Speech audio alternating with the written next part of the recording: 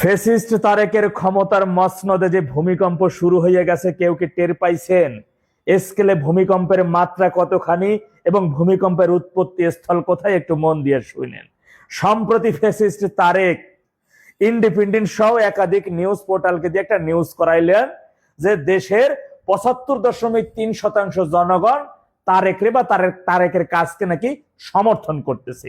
এর ঠিক ১ ঘন্টা পরে তারেক তিনি যুগান্তর সহ একাধিক নিউজ পোর্টাল একটা নিউজ করেন যে তারেককে হাইরে গেলে বাংলাদেশ হেরে যাবে। এখন একটু প্রশ্ন কি আসে না যে যে লোকটার কাজের সমর্থন বা যারে দেশের ৭৫% উপরে মানুষ সমর্থন করতেছে সে কেন হেরে যাবে? তারেক এই ধরনের নিউজ কেন করাইলো যে সে হারলে বাংলাদেশ হাইরে যাবে, মানে এই ৭৫% উপরে জনগণ হাইরে যাবে? এত বড় একজন জনপ্রিয় লোক সে হাইরে যাবে, এই কথাটা কেন আসলো? তার মানে ভূমিকম্প শুরু হয়ে গেছে। উৎপত্তি স্থলটা কোথায় সেটা সেইখানে বলার আগে একটু বলে রাখি, তারেক ক্ষমতায় প্রায় ৪ মাস। এই ৪ মাসে সারা দেশে প্রায় ৭০০-র অধিক মব সন্ত্রাসের ঘটনায় নিহতের ঘটনা ঘটেছে। মব সন্ত্রাসের মধ্যে নিহত হয়েছে এবং এই মামলাগুলো রেকর্ড হয়েছে পুলিশ হেডকোয়ার্টার থেকে জারিকৃত। এই ৪ মাসে সারা দেশে ৩,০০০-এর অধিক নারী শিশু নির্যাতন অর্থাৎ ধর্ষণের শিকার ঘটনা ঘটেছে, যার মামলা রেকর্ড হয়েছে। এর বাইরে আরো কত হাজার খানিক আছে, এটা বলা বাহুল্য। শুধু তাই অর্থনৈতিকভাবে যুদ্ধ বিধ্বস্ত ইউক্রেনের পরেই বিশ্বে ঋণ খেলাপিতে বাংলাদেশ দ্বিতীয় স্থানে আছে।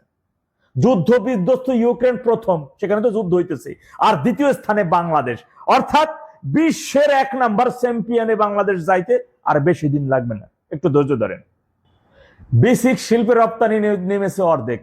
তারেক ক্ষমতায় আসার পরে এই পর্যন্ত ছোট বড় মাঝারি মিলে প্রায় ৩০টা শিল্প কারখানার মতো বন্ধ হয়ে গেছে। নতুন করে প্রায় ৭০,০০০-এর অধিক শ্রমিক কর্মচারী বেকার হয়ে পড়েছেন। কিছুদিন আগেও দেখছেন অ্যাপেক্স সহ গাজীপুরের বেশ কয়েকটা কারখানা তিনি বন্ধ হয়ে গেছেন, যেগুলো আলোচনা আসছে। আলোচনা ছাড়া আরো একাধিক, এই যে গতকাল কেউ দেখলাম গাজীপুরের একটা কারখানায় তিনি অক্সিজেনের ঘটনা ঘটাইয়ে সে কারখানা এখন বন্ধ। এর মধ্যে তারেক দেখলেন যে মালয়েশিয়া সফরের পরবর্তী সময় একটা যে মালয়েশিয়া শ্রম বাজার খুলে দিচ্ছে, একটা মিথ্যা নিউজ ওর প্রেস উইং ভুল করে চালাই দিচ্ছে। আবার সেটা দেখেন অনেক মিডিয়া গুলো ধরে দিচ্ছে না এটা মিথ্যা তথ্য, মালয়েশিয়ার শ্রম বাজার আপাতত খোলা হচ্ছে না। এবার আসেন তাহলে, এত ৪ মাসে এত ব্যর্থতা, এত সন্ত্রাস এবং জঙ্গিবাদের উপর ঝুঁকে পড়া তারেকের সরকার সন্ত্রাস এবং জঙ্গিবাদের ঘাড়ের উপর ভর দিয়ে তিনি দেশটা ক্ষমতায় থাকতে চান এবং দুর্নীতি সারা দেশে এখন পর্যন্ত যদি ৫০ লক্ষ টাকার কোনো একটা সেতু করা হয়, সেই সেতুর পিছনে খরচ করা হচ্ছে ১০ লক্ষ টাকা, বাকি ৪০ লক্ষ টাকাই ওখান থেকে গায়েব হয়ে যাচ্ছে। সারা দেশে যতটুকু উন্নয়ন, খাল খনন সহ রাস্তা মেরামতে যা কিছুই দেখতেছেন সব জায়গায় একেবারে আকাশচুম্বী দুর্নীতিতে। বলছি না তারেক থাকলে আর বেশি দিন লাগবে না বিশ্বের দরবারে দুর্নীতিতে চ্যাম্পিয়ন নাম্বার 1 হয়ে যেতে, কারণ এটা তার মায়ের আমলে হয়েছে। এবার আসেন তারেক কেন বলল তাহলে যে তারেক হাইরে গেলে বাংলাদেশ হেরে যাবে। দেখেন, তারেকের বাপ যখন বাংলাদেশের মহান স্থপতিকে কৌশলে হত্যা করে ক্ষমতা দখল করে এবং ক্ষমতার মসনদ টিকে রাখার জন্য প্রায় হাজার হাজার সেনাবাহিনীকে হত্যা করে, এরপরেও তিনি ব্রাশ ফায়ারের শিকার হন। এই ব্রাশ ফায়ারের ঠিক ৬ মাস আগেও তিনি মসনদে বসে তখন বলেছিলেন যে আমি জিয়া হেরে গেলে বাংলাদেশ হেরে যাবে। সেই জিয়া তো ব্রাশ ফায়ারে নিশ্চিহ্ন হয়ে গেছিল, বাংলাদেশ কিন্তু হেরে যায় নাই। জিয়ার পরবর্তীতে এরশাদ আসেন, এরশাদের পরে বিএনপি আসেন, খালেদা জিয়া ক্ষমতায় আসার পরে কিন্তু তিনি বলেছিলেন ৯৬ নির্বাচনের আগ মুহূর্তে যে কেউ না আসলেও তিনি একা নির্বাচন করবেন। তিনি জনগণের উদ্দেশ্যে বলেছিলেন আমি খালেদা হাইরা গেলে বাংলাদেশ হেরে যাবে। তিনি সেদিন আওয়ামী লীগকে দূরে রেখে একতরফা নির্বাচন দিয়ে ক্ষমতা এসেছিলেন, কিন্তু সেই ক্ষমতার মসনদ ১৩ দিনের বেশি টিকে নাই, বাংলাদেশ হেরে যায় নাই, বরং বাংলাদেশ একটু আস্থার জায়গায় এসেছিল। এরপরে আবার ২০০০ সালে ২০০১-এ যখন বিএনপি ক্ষমতায় আসেন, সর্বশেষ এই খালেদা তৎকালীন সময় বলেছিলেন আমি হেরে গেলে বাংলাদেশ হেরে যাবে, আমাকে কেউ হাইরে যাইতে দিও না, আমাকে বিজয়ী করে দাও। এরপর তারই নিয়োগকৃত মঈনুদ্দিন ফখরুদ্দিন ক্ষমতা নিয়ে নিলেন, ১/১১ সরকারে চলে আসলো। ইতিহাস সাক্ষী, জিয়া খালেদা এরা যতবারই পরাজিত হয়েছে বাংলাদেশ ততবারই উন্নয়নের শিখরে উঠেছে, আওয়ামী লীগ ততবারই টেনে টুনে উন্নয়নের দ্বার প্রান্তে পৌঁছে দিয়েছেন। সুতরাং খুনি এবং ফ্যাসিস্ট তারেক হেরে গেলে বাংলাদেশে হেরে যাবে না, বরঞ্চ খুনি এই ফ্যাসিস্ট তারেক ক্ষমতার মসনদে থাকলে বাংলাদেশে ধ্বংস অনিবার্য। মৌলবাদী সন্ত্রাসবাদ, খুনি, লুট, ধর্ষণ, অগ্নিসংযোগ, দুর্নীতির চ্যাম্পিয়ন, শিল্প কারখানা সবকিছু ধ্বংস হয়ে যাবে।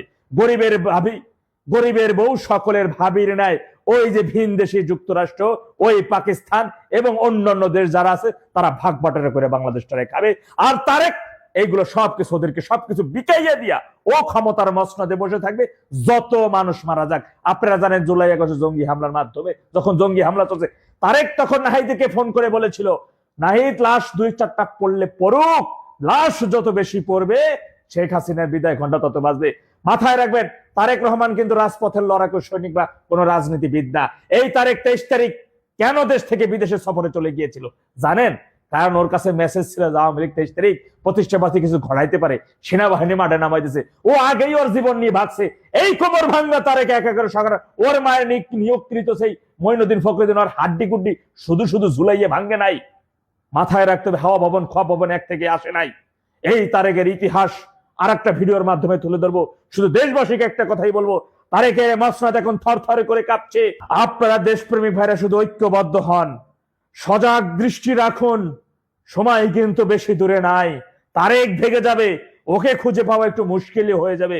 চতুর চালাক ব্যক্তি তো হাড় ভাঙা, কোমর ভাঙা, নিজের প্রতি ন্যূনতম আত্মবিশ্বাস নাই, হাঁটুতে ভর দিয়ে ওরকম ভাবে চলতে পারে না, খুব ভালো করেই জানেন। ও আগে ভাগেই হয়তো ভেগে যাবে, কিন্তু আমরা যেন অধিকাংশ দেশ বিরোধী, স্বাধীনতা বিরোধী রাজাকারের বাচ্চাগুলো যেন দেশ থেকে ভেগে না যাইতে পারে। প্রথম শ্রেণী বিশেষ করে সমন্বয়ক নামক যুগলায় জঙ্গি, এদেরকে টোকায় টোকাইয়ে খুঁজে খুঁজে বের করে প্রথম 10 দিনের মধ্যে আমরা মানচিত্রের সার্বভৌমত্বের মধ্যে নিশ্চিহ্ন করে দেবো ইনশাল্লাহ। তার প্রস্তুতি রাখুন। মসনদ কিন্তু কাঁপতেছে, খবর অনেক কিছুই আছে, বলতেছি না। ভালো থাকুন, আসসালামু আলাইকুম।